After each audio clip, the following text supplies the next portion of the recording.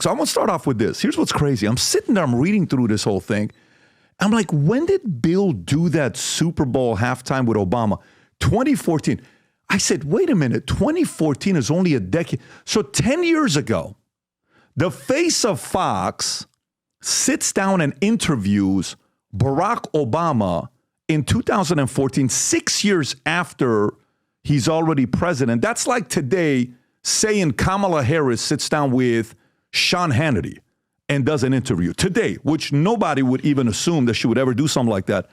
Bill, how much has changed from 10 years ago to today? Oh, enormous amount. I had a good relationship with President Obama, and he comes off pretty well in confronting the presidents as a hardworking president who is well-intentioned. I don't agree with some of his policies that went south, but I evaluate presidents, number one, on what kind of success they had for the country. That's top, but also what kind of people they were.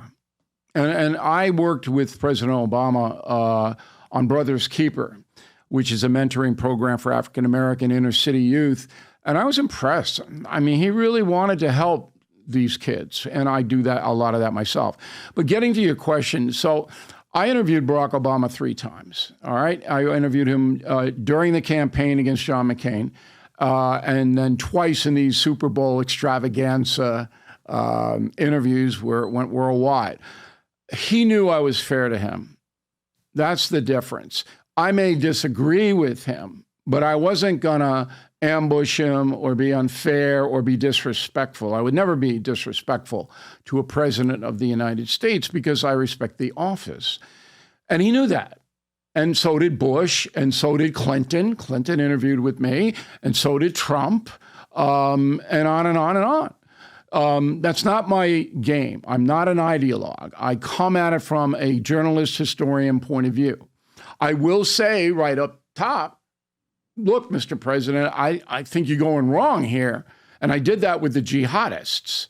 I said, these are bad guys, and you know that as well as anybody. And he did make that big mistake by withdrawing U.S. troops from Iraq, which led to the rise of ISIS. And I warned him about it. I warned him. I said, these Muslim Brotherhood people, they're not going to respond to anything but violence. That's who they are. But to his credit, Obama recognized the mistake, put U.S. forces back, and subsequently Trump wiped out ISIS. And I wrote a book called Killing the Killers that documents all that. But now in cable news, they make their money preaching to the choir. Now cable news, they make their money preaching to the choir. So, but again, what was and by the way, I remember one time I'm on a flight with you, and I'm flying from Burbank to Vegas. I have an event in Vegas. And you were doing your event in Vegas with Miller? I think it was Dennis you. Miller. Right. I'm on a flight with you, and we took a picture, and then somehow, some way, we're sitting right next to each other. You know, Southwest is kind of like whatever. You get to see it aisle. And I said, hey, Bill, question for you. What happened with Romney? You know, after the second debate, he was ahead. Right. And he did well with the Benghazi thing. What happened with the third debate? And then and then you're like, well, let me tell you, we made 2 phone calls. We called both camps last minute saying Obama's going to lose, and we called Romney saying you're going to lose. And then you said, when we called Obama's guy, we spoke, they're like, no, it's done. Romney made a mistake. He listened to one of his consultants and about you're losing the single female voters and all this stuff. You're being too hard on Obama, something like that in that context that the fellow told you. And then I said, so what did the Romney people say? We called Romney. I said, you're behind. You need to come and do this. And eventually, I think neither one of them showed up. And both were confident. Obama's camp ended up being right, and Romney's camp ended up being wrong because on the last debate, he went weak. That was the interaction I had with you. And I don't even know how long. This is 2012, I'm assuming, right? Right. 2012, right. That makes sense. 11, 12, right? When we had that conversation. But from there till today, what I'm trying to find out from you is, you've been in this game for a while. You came with everybody. You've been with a lot of guys. And then you insiders, CBS, all this stuff. 10 years. How much has changed and what's the tipping point? Because you can give me an analysis that maybe the average guy that's not in the world is not going to see that lens. What caused it to be as divisive as it is today that no one wants to talk to the opposite side? Money and the corporate media. So the genesis of it is that when I started at Fox News, it was brand new. And in order to compete against CNN, which was MSNBC was never a factor as far as competition was concerned. But CNN was ahead, and ahead by a wide margin. So when they hired me at Fox, and they never asked me, what are your political viewpoints? They didn't. They knew that I took a show called Inside Edition, a syndicated program, and I turned it around and made tens of millions of dollars for King World. That's what they knew. I could do a show. And I walk on in. I actually had a 10-part outline on the O'Reilly factor that I did at Harvard. I came from Harvard to Fox. I did a master's into Kennedy School there. And I said, look, I got my outline. We don't need to see that. We know what you can do. Okay. So my plan, and the plan that was in play, was to appeal to the widest amount of Americans possible, but give traditional conservative Americans a platform, which they did not have on the networks and CNN. Once in a while, you would have somebody on, but it was overwhelmingly liberal. And so Fox said, a lot of traditional conservative people, we're going to give conservative traditional voices a platform. So they did Hannity and Colmes, conservative and a liberal. Mm-hmm. They hired Catherine Cryer, who was a liberal woman. All right, put her on. They hired me. They didn't know what I was. They knew I was a provocateur.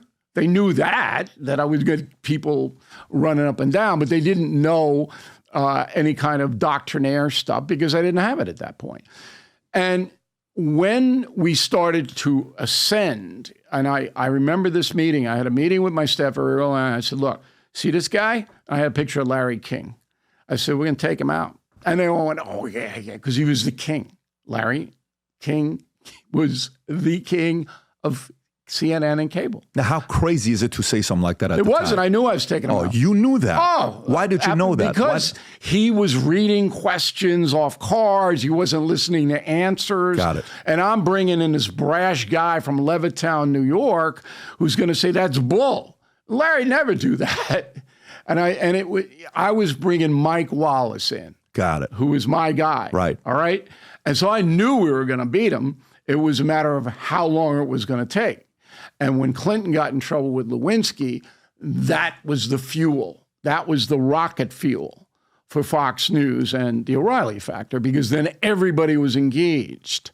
And while most of the networks were making excuses for Bill Clinton, all right, at the time, Fox was a little bit more harsh, but not me.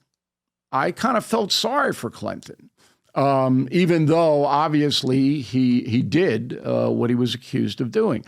But as a historian, I knew that half the presidents did what he did in the past, including JFK. You wrote about it on Reagan as well, what he did when his kid was born that night in the book, which I think George Will got upset at you or something like that when you guys had that exchange. You can't buy Killing Reagan in the Reagan Library to this day.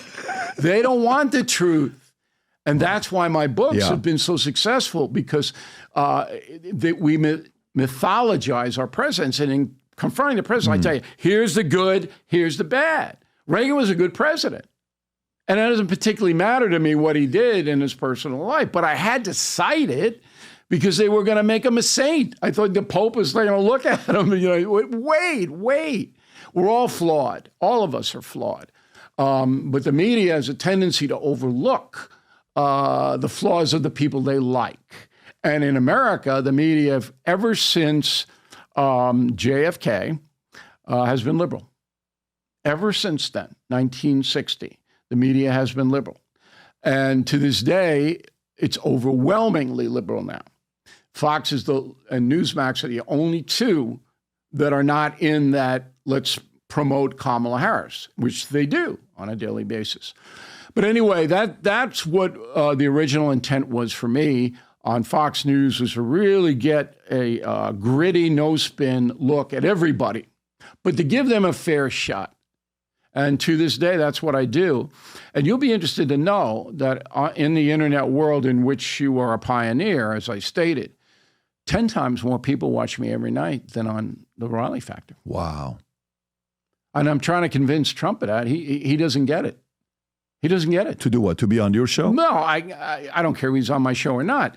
But we did get Senator Vance on the show, and there was some people going, well, why do we want to do this? I said, because 10 times more people watch me, and 20 million people are going to see that interview with Vance. So you go on cable news all you want. That's only getting 2 million people. Mm-hmm. And so are the network shows. The CBS Morning News averages 2 million people. And Muir averages about 6, 7 on ABC Evening. This is the USA gear, limited edition for the rest of the year. If you love America, sport this USA gear. On the side, it says Future Looks Bright. On the back, it says Valuetainment. On the side, it's got the American flag. We got the shirts. We got the flip-flops. These are the only flip-flops I wear when I'm at the house and walking the dogs. It feels amazing with the gel in it. So if you love America, if you believe the future looks bright, if you love Valuetainment, click on the link above or below. Go wear some of the gear and tag us because we share the pictures on the podcast all the time. So go to vtmerch.com and place your order. So if you like this clip and you want to watch another one, click right here. And if you want to watch the entire podcast, click right here.